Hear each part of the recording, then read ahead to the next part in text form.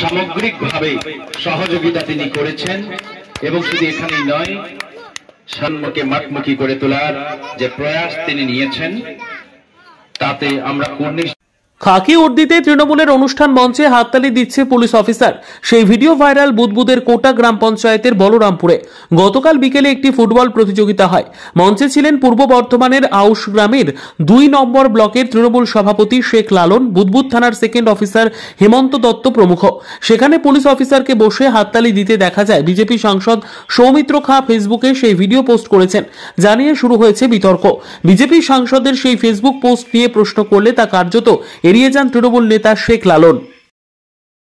সামগ্রিকভাবে সহযোগিতা তিনি করেছেন এবং শুধু এখানেই নয়, সাম্যকে মাঠমুখী করে তোলার যে প্রয়াস তিনি নিয়েছেন তাতে আমরা সামগ্রিকভাবে সহযোগিতা তিনি করেছেন এবং শুধু এখানেই নয়, সাম্যকে মাঠমুখী করে তোলার যে প্রয়াস তিনি নিয়েছেন তাতে আমরা বিদ্যা, ব্যবসা, চাকরি, জটক বিচার, বিবাহ, পারিবারিক অশান্তি, সন্তান লাভ, বাস্তু সমস্যা, আরো যে কোনো সমস্যার সমাধানের একমাত্র সেরা ঠিকানা জ্যোতিষী প্রসাদ রায়।